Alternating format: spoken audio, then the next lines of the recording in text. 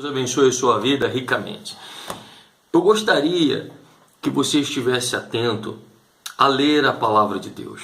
Você deve ter uma Bíblia. Se você não tem uma Bíblia, então você deve comprá-la o mais rápido possível. E além disso também, você deve ler a Bíblia. Baixe no seu celular um aplicativo chamado Bíblia Life Church. É a primeira que aparece ali no Play Store quando você então digita Bíblia. E nesta Bíblia você pode escolher as versões e você pode ouvir as passagens. Então talvez enquanto você lava a louça, limpa a casa, trabalha, dirige, enfim, não sei. Mas você pode então ouvir a palavra de Deus. Comece pelo livro de Mateus, Marcos, Lucas, João e Atos. Comece por estes livros a ler a palavra de Deus e a ouvi-la. É muito importante que você esteja lendo e ouvindo a palavra de Deus. Depois então que você for para Mateus, Marcos, Lucas, João e Atos dos Apóstolos, aí você pode começar a ouvir Gênesis e Êxodo.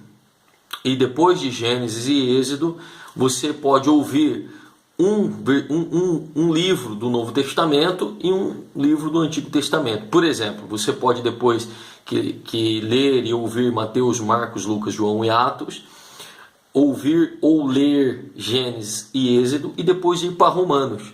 Vai para Romanos, atentamente, devagar, vai lendo, prestando atenção, e é importante que você pare nos versículos e procure entender os versículos, para que você tenha um maior entendimento da palavra de Deus.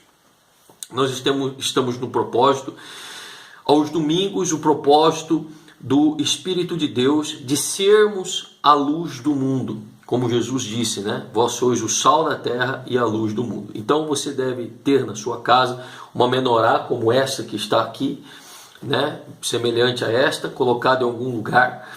E nós então explicamos para vocês que a menorá, que significa candelabro, né? Menorá em hebraico, ela foi dada exatamente as medidas por Deus no Monte Sinai para Moisés, para que ele fizesse esta menorá e colocasse dentro do tabernáculo e posteriormente Salomão dentro do templo, para que ela iluminasse, como nós explicamos, dentro do templo ou dentro do tabernáculo, para que o sacerdote pudesse fazer o serviço. O sacerdote ele intercedia a Deus pelos pecados do povo. Hoje, o sacerdote, o sumo sacerdote, o sacerdote principal, sabemos que é Jesus. E sabemos então que as pessoas representam o templo, representam a casa de Deus, o lugar onde Deus habita. Então, a menorá, ela simboliza a luz do mundo, a luz que ilumina o trabalho do sacerdote. E quem é o sacerdote? O Senhor Jesus. Então, você, sendo luz, você vai iluminar a sua casa, iluminar o seu trabalho, iluminar a sua família, iluminar todas as pessoas que estão à sua volta, para que então Deus venha fazer o trabalho dele através da sua vida. Então, você não vai receber a luz, você vai ser a própria luz. A luz que vem de Deus e que ilumina através da sua vida, porque ele disse, vós sois a luz do mundo. E a primeira lâmpada da menorá, então, ela simboliza o Espírito do Senhor. Por quê? Porque a menorá em si simboliza a igreja, sendo a haste principal o Senhor Jesus e as outras hastes o homem. 6 é o número do homem, 7 é o número de Deus, é o número da perfeição. Então Deus com o homem, o Senhor Jesus com o homem, forma a igreja. O Senhor Jesus sendo o noivo, casada com a noiva, que representa as outras 6 lâmpadas, são a igreja. Agora, cada lâmpada aqui em cima acende um pavio com óleo, que é o fogo. Ou seja, o fogo de Deus, que é o próprio Espírito Santo.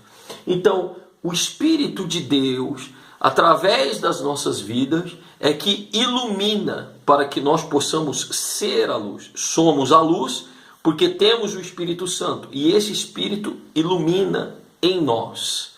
É como se você fosse o vidro da lâmpada e lá dentro, aquele filetinho lá das lâmpadas incandescentes que acendem, fosse o Espírito Santo. Na verdade, a lâmpada e aquele filetinho, o Espírito Santo, que ilumina você. Então, a lâmpada é tudo a mesma coisa, é tudo uma coisa só. Assim também essa menorá simboliza a igreja.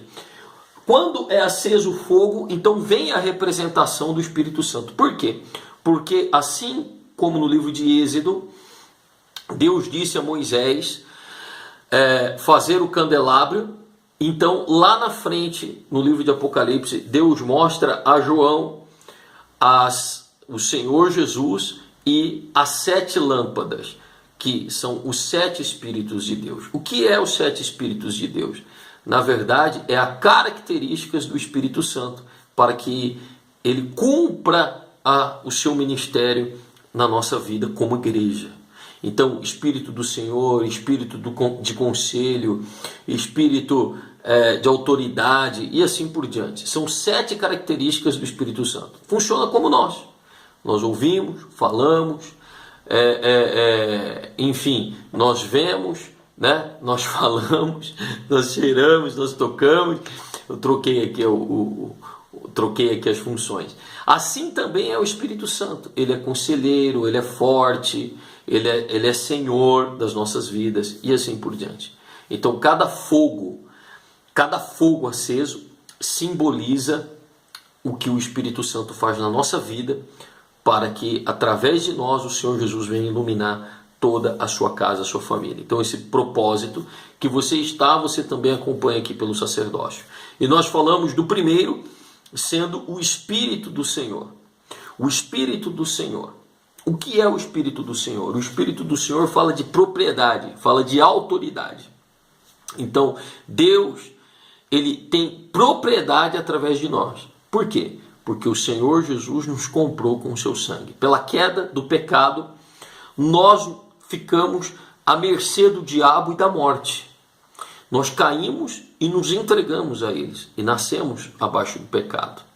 Porém, o Senhor Jesus veio e nos comprou com o seu sangue na cruz para Deus. E nos tirou da escravidão e nos transportou para o reino da sua luz, para o reino do seu amor. E a Bíblia diz então que de escravo ele nos fez reis e sacerdotes. Além de nos libertar, nos colocou o seu Espírito. Então ele é o nosso Senhor porque nós fomos comprados por ele. A palavra de Deus diz em Ezequiel: todas as almas são minhas, tanto do Pai quanto do Filho. Então ele é Senhor da nossa vida, porque então ele nos comprou por um bom preço. Ele pagou o preço por nós. Por isso ele é o nosso Senhor. Quando você entregou a sua vida para ele, você deixou de servir ao pecado, ao vício, à morte, à dor, ao sofrimento, e você então passou a servi-lo.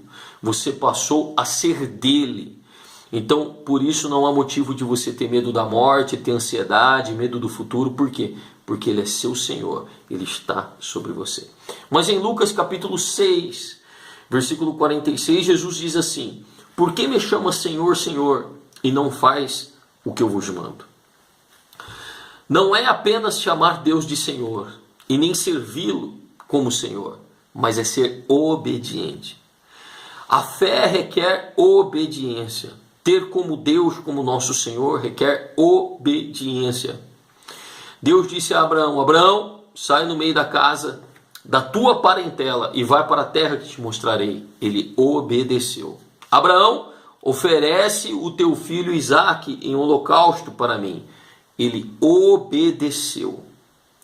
E por isso Abraão foi chamado pai da fé, porque ele obedeceu à voz de Deus. A obediência mostra se Deus é seu Senhor ou não. A obediência mostra se realmente você entregou a sua vida a Jesus ou não. Por isso que você tem que ser obediente. Se você pegou o propósito, faça as 7 semanas. Não pule. Não seja desobediente. Porque existem milhões de almas gritando e pedindo socorro. Mas Deus apenas ouve aqueles que exercem a sua fé, que determinam a sua fé. Se você não tiver fé baseado na obediência, nunca o Senhor Jesus será o seu Senhor. E além disso também a Bíblia diz em Filipenses, capítulo 4, versículo 19, ela diz: o meu Deus, segundo as suas riquezas, suprirá todas as vossas necessidades em glória por Jesus Cristo. Então, a palavra de Deus nos garante que se Deus é o nosso Senhor, se Jesus é o nosso Senhor, então Ele cuidará de nós. Como um pai cuida de um filho. Ele é o nosso provedor. Então, requer que nós venhamos entender que pela obediência Ele nos comprou, Ele nos salvou. Então, pela obediência à sua palavra, aceitamos-nos como Salvador da nossa alma. Depois, então, pela obediência, vem o quê? Vem a provisão dele. Ele, como Senhor, é o nosso provedor. Assim como o pai é o provedor de um filho. O pai cuida de um filho. O pai dá de comer para o filho, dá de beber para o filho. Da mesma forma, então, Deus, sendo o nosso provedor, Ele cuida de nós. Quando nós cuidamos da nossa vida e não entregamos a nossa vida para Deus, desobedecemos e fazemos o que nós queremos, e mesmo assim vamos para a igreja, não adianta. Deus não é o nosso provedor, não é o nosso Senhor. O Senhor Jesus não é o nosso Senhor. Mas quando nós obedecemos, entregamos, aceitamos, então Ele passa a ser o nosso provedor. Não precisamos nos preocupar, Ele nos capacitará. Ele não deixará o barco afundar. Ele fará com que nós sejamos abençoados, livres, libertos pela sua palavra, porque Ele cuida de nós. Então agora a responsabilidade da nossa vida, do nosso futuro, dos nossos filhos é dele, na medida que nós obedecemos, na medida que nós estamos na fé, na medida que nós o aceitamos, entregamos a nossa vida a Ele, então Ele tem responsabilidade sobre nós e Ele vai suprir todas as suas necessidades. O vazio do seu coração, a necessidade de estar com Deus, a necessidade de você viver com Ele, de você ser feliz, ser realizado, o dinheiro, o pão de cada dia, tudo isso Ele vai prover para você. Por quê? Porque Ele é Deus, seu provedor, e Ele não vai falhar. Jesus disse assim: por um acaso, qual pai dará ao seu filho uma cobra se lhe pedir peixe?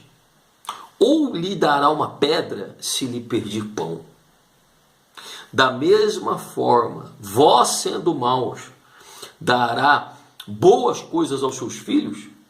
Ainda mais Deus não dará o Espírito Santo a todos a quanto o pedirem. Então o desafio é você ler a palavra, você orar, entregar a sua vida, obedecer, porque Deus quer ser o seu provedor, através do recebimento do Espírito Santo, através de você aceitá-lo como Senhor, através de você obedecê-lo. Essa é a palavra, é o sacerdócio. Fique firme, não quebre as 7 semanas. Fique firme na presença de Deus, porque com certeza Ele fará grandes coisas na sua vida. Você será a luz do mundo, a própria luz, para a sua família, para a sua casa, para os seus amigos, e aonde você passar, trará a luz de Deus para todas as pessoas. Shalom, graça e paz, Deus abençoe, até mais.